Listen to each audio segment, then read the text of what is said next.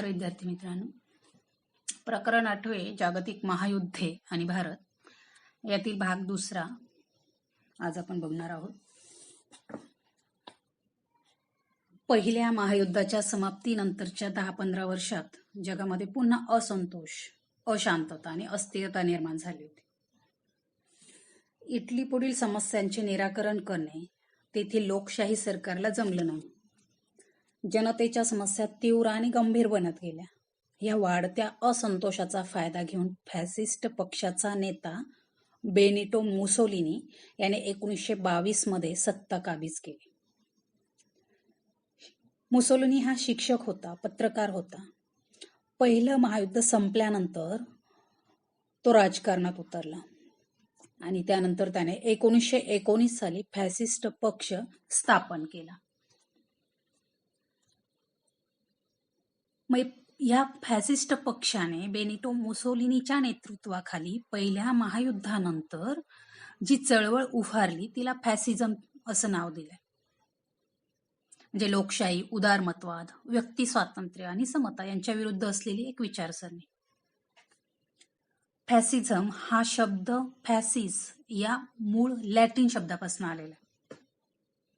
लोकशाही संस्था आणि प्रक्रियांना विरोध, कृती प्रधानता, सर्वंकष राज्यवाद, साम्राज्यवाद, सत्तेचे केंद्रीकरण, आक्रमक राष्ट्रवाद, युद्ध आणि हिंसाचाराचे समर्थन अशी फॅसिझमची वैशिष्ट्य सांगता येते. त्यानंतर फॅसिझमचे दुसरे रूप म्हणजे नाझीवाद. नाझीवादामध्ये वंशश्रेष्ठत्वाला महत्व दिलेले होते. हिटलरने जर्मनी वंशीयांची हत्या याच भूमिकेतनं केली होती. नाझीवाद हा फॅसिझमचा एक अतिरेकी आणि विकृत प्रकार मानावा लागेल. त्यानंतर पहिलं महायुद्ध आणि दुसरं महायुद्ध म्हणजे ही दोनही महायुद्धे आणि भारत या दोनही महायुद्धांचा भारतावर झालेला परिणाम किंवा या दोनही महायुद्धांमध्ये स्वखुशीने सहभागी झाला होता का, की त्याला इंग्रजांमुळे त्याला महायुद्धामध्ये सहभागी व्हावे लागले होते, या मुद्द्याचा आपण आता आढावा घेणार आहोत. सहकार 3 गुणांसाठी या मुद्द्यावर प्रश्न विचारला जाऊ शकतो. भारताला दोन्ही महायुद्धांमध्ये सहभागी व्हावे लागले. भारत हा दोनही महायुद्धांच्या कालखंडामध्ये इंग्रजांची वसाहत होती. म्हणजे भारतात इंग्रजांची राजवट होती, सत्ता होती. त्यामुळे भारताला स्वतःचा निर्णय घेता येत नव्हता आणि तो निर्णय घेण्याचा अधिकार देखील नव्हता. इंग्लंडने आपली वसाहत असणाऱ्या या भारताला, भारताची इच्छा असो अगर नसो, दोनही महायुद्धांमध्ये इंग्लंडने भारताला सहभागी करून घेतले. मग इंग्लंडला युद्धासाठी लागणारे पैसे, अन्नधान्य, कापड, युद्ध सामग्री किंवा मनुष्यबळ या रूपामध्ये भारताने इंग्लंडला मदत केली. या दोनही महायुद्धाच्या काळात भारताने मोठ्या प्रमाणावर सैन्य, दारुगोळा, शस्त्रास्त्र, कापड, ज्यूट, तंबू, ताग, छोट्या नौका, इमारती, लाकूड, रेल्वे आणि वाहतूक साधने या बाबतीत भारतातून बरीच अशी मदत युरोपात पाठवली. भारताचा या युद्धाशी वास्तविक बघता काहीही संबंध नव्हता. तरी देखील भारताला इंग्लंडने या युद्धामध्ये ओढलं होतं. भारतीय भूमीचा वापर इंग्रजांनी फक्त स्वतःच्या स्वार्थासाठी केलेला दिसून येतो. आणि म्हणून आपण पुढचा मुद्दा बघणार आहोत, पहिले महायुद्ध आणि भारत. पहिल्या महायुद्ध काळात भारताने इंग्लंडला केलेली मदत कोणत्या रूपात केली, कशी केली, किती प्रमाणात केली ते आपण आता बघणार आहोत. साधारणपणे पहिल्या महायुद्धात इंग्लंडने आपली वसाहत असणाऱ्या भारताला सक्तीने युद्धात खेचलं होतं, दोनही महायुद्धांमध्ये. आणि मग भारताने त्यासाठी इंग्लंडला लागणारे सगळे पैसे, अन्नधान्य, कापड, युद्ध सामग्री किंवा मनुष्यबळ या माध्यमातून मदत केलेली होती. पहिलं महायुद्ध संपल्यानंतर 1919-20च्या अखेरपर्यंत हिंदुस्थानमधील ब्रिटिश सरकारने 19 अब्ज रुपये युद्धासाठी मदत केली होती. पहिल्या महायुद्धात भारतातील ब्रिटिश सरकारने फ्रान्स, पूर्व आफ्रिका, मेसोपोटेमिया, इजिप्त आणि इराणचे आखात अशा विविध ठिकाणी सुमारे 11 लाख भारतीय सैनिक युद्ध आघाडीवर लढण्यासाठी पाठवले होते. पहिल्या महायुद्धामध्ये शौर्य गाजवणाऱ्या 17 भारतीय सैनिकांना व्हिक्टोरिया क्रॉस हे पदक देऊन गौरवण्यात आलं होतं. ह्या युद्धात भारताने इंग्लंडला भरीव मदत केलेली होती. मग ती वेगवेगळ्या रूपात केली होती, जसं आपण बघितलं दारुगोळा, शस्त्रास्त्र, कापड, ज्यूट, तंबू, ताग, छोट्या नौका, इमारती, लाकूड, रेल्वे आणि वाहतूक साधने यासारखी साधन सामग्री भारतातून युरोपात पाठवलेली होती. 1918च्या अखेरपर्यंत 1,40,00,000 रुपयांची युद्ध सामग्री भारतातून ब्रिटिशांनी नेली होती. म्हणजे पहिल्या महायुद्धात इंग्लंडने भारतातनं पाठवलेले सैनिक, फ्रान्समध्ये जवळपास अंदाजे 1,38,608 सैनिक, भारतीय अधिकारी आणि सैनिक युद्ध आघाडीवर लढण्यासाठी पाठवलेले होते. त्यानंतर पूर्व आफ्रिकेमध्ये 47,404 भारतीय अधिकारी आणि सैनिक युद्ध आघाडीवर लढण्यासाठी पाठवलेले होते. त्यानंतर मेसोपोटेमिया 6,75,391. इजिप्तमध्ये पाठवलेले भारतीय अधिकारी आणि सैनिक त्यांची संख्या 1,44,026. त्यानंतर गलिपोली येथे पाठवलेले भारतीय अधिकारी आणि सैनिक यांची संख्या 4,940 इतकी होती. सालोनिका येथे भारतातून 9,931 भारतीय सैनिक आणि अधिकारी गेलेले होते. त्यानंतर एडन येथे 26,205 भारतीय अधिकारी आणि सैनिक युद्ध आघाडीवर लढण्यासाठी गेलेले होते. आणि इराणी आखातामध्ये 49,198 सैनिक पाठवलेले होते.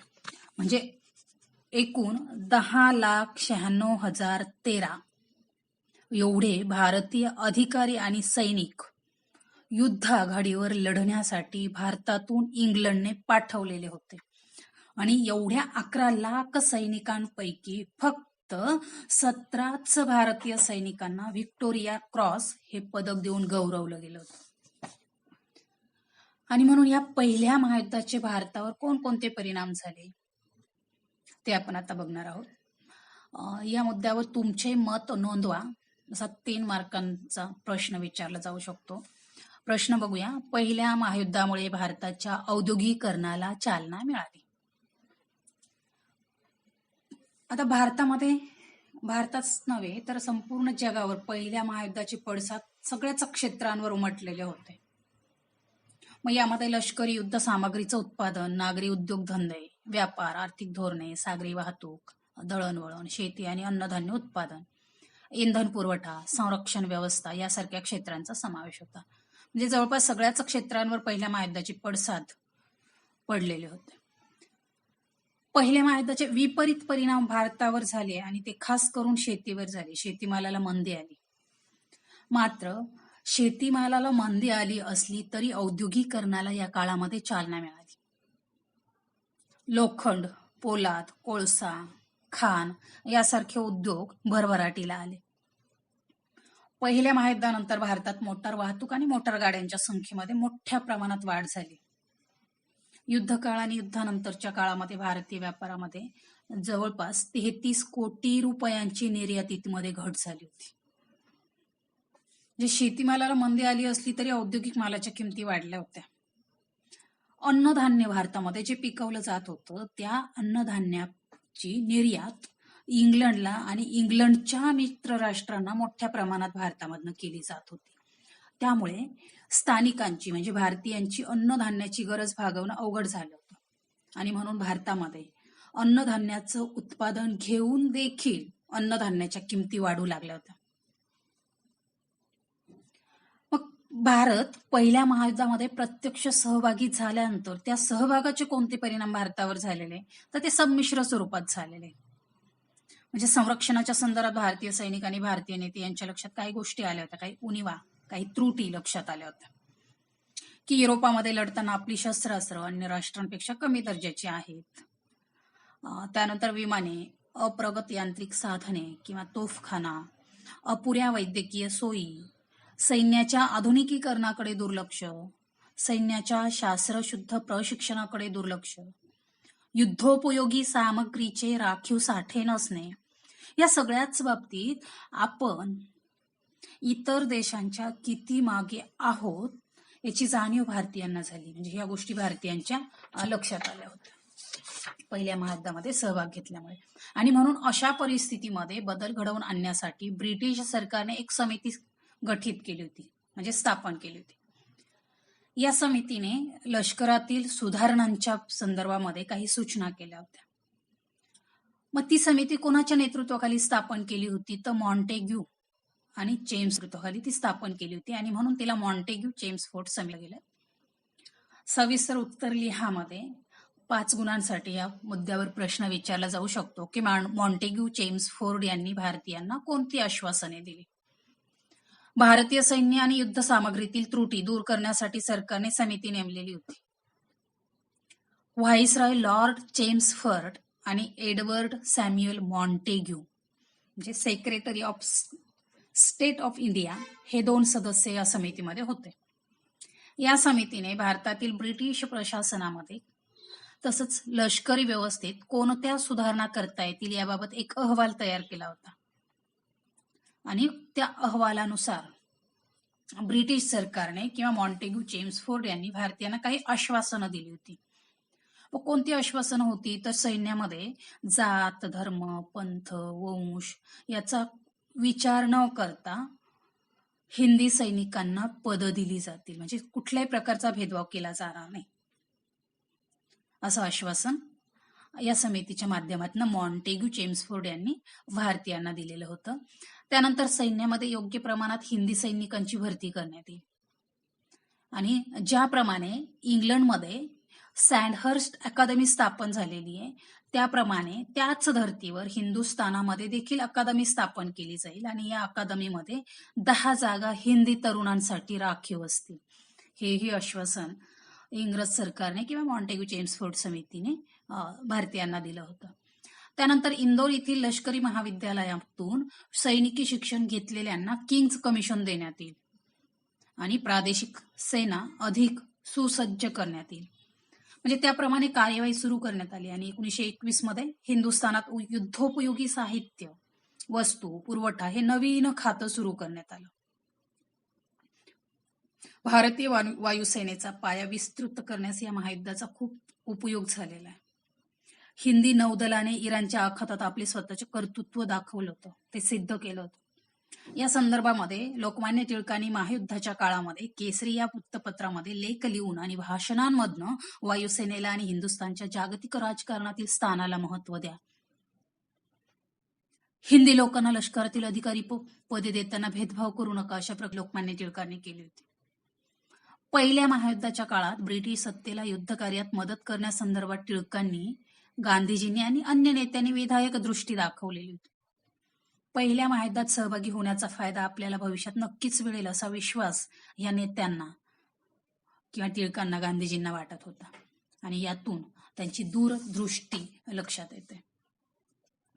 त्यानंतर 1885 ला राष्ट्रीय सभेची स्थापना झालेली होती, आणि मग ह्या राष्ट्रीय सभेने स्थापनेपासून संरक्षक विषयक संमत केलेले काही ठराव होते. ते ठराव कोणते ते आपण आता बघणार आहोत. 5 गुणांसाठी सविस्तर उत्तर लिहा म्हणून हा प्रश्न विचारला जाऊ शकतो. काँग्रेस आणि संरक्षण धोरण. अखिल भारतीय राष्ट्रीय सभेने स्थापनेपासूनच संरक्षण विषयक अनेक ठराव केलेले होते.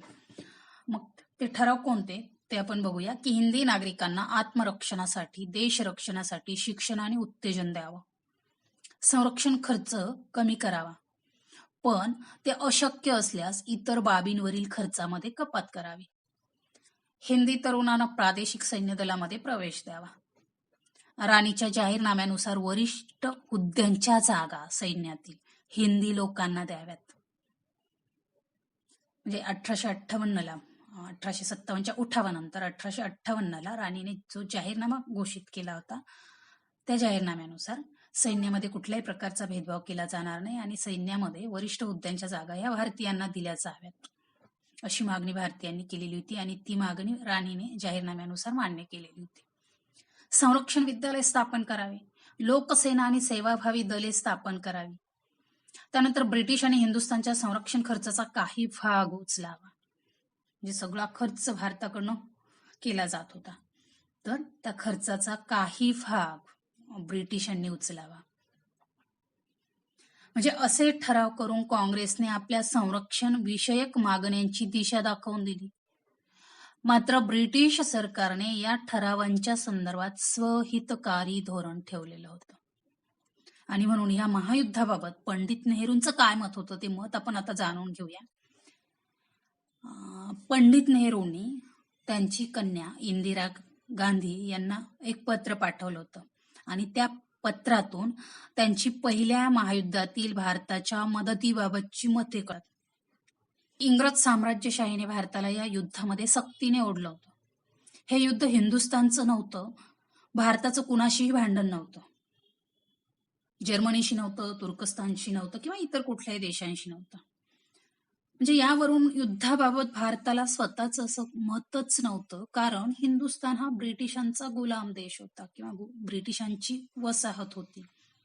हे पंडित नेहरूंनी आपल्या कन्येला इंदिरा गांधींना लिहिलेल्या पत्रामध्ये स्वतःचं मत व्यक्त केलेलं आहे. त्यानंतर पहिले महायुद्ध आणि टिस्को. सहकारण स्पष्ट 3 मार्कांसाठी यावरती कुठल्या स्वरूपाचा प्रश्न विचारला जाईल ते बघूया. की व्हाईसरॉय लॉर्ड चेम्सफोर्ड यांनी आफ्रिकेतील दोस्त राष्ट्रांच्या विजयाचे श्रेय भारताने पुरवलेल्या रेल्वे रुळांना दिले. म्हणजे पहिल्या महायुद्धाचा आणि टाटा आयर्न अँड स्टील कंपनीचा जवळचा संबंध आहे. आता ही Tata iron and steel company म्हणजेच टिस्को. पहिल्या महायुद्धात जमिनीवरच्या युद्धात सैनिकांच्या वेगवान हालचाली, युद्ध सामग्रीची हलवाहल यासाठी रेल्वेशिवाय दुसरा पर्यायच नव्हता. आणि म्हणून युरोपात इंग्लंडला उत्तम रेल्वे रुळांची गरज होती आणि इराकच्या प्रदेशातील लष्करी हालचालींसाठी देखील इंग्रजांना रेल्वे रुळ आवश्यक होते. त्यामुळे कंपनीने अहोरात्र कष्ट करून सुमारे 1500 मैल लांबी भरेल एवढे रेल्वे रुळ इंग्रजांना पुरवले किंवा इंग्लंडला पुरवले. भारतीय कंपनीमध्ये हे पोलादी रूळ तयार करता येणार नाही असं इंग्लंडमधील काही वरिष्ठ अधिकाऱ्यांना वाटत होतं. मात्र भारतीयांनी त्यावर मात केली आणि आपलं कर्तृत्व दाखवून दिलं. पहिलं महायुद्ध संपलं. त्यानंतर जानेवारी 1919 मध्ये व्हाईसरॉय चेम्सफोर्ड टिस्कोच्या कारखान्यावर आले होते. चेम्सफोर्ड यांनी त्या ठिकाणी जे भाषण केलं त्या भाषणामध्ये इजिप्त, पॅलेस्टाईन आणि पूर्व आफ्रिकेत दोस्त राष्ट्रांना जे यश मिळाले त्यात भारताने पुरवलेल्या रेल्वे रुळांना त्या विजयाचं श्रेय दिले. भारतीय लोकांनी मनात आणले तर ते काय करू शकतात याचीच साक्ष या व्हाईसरॉयने आपल्या भाषणातनं दिलेली दिसून येते. धन्यवाद.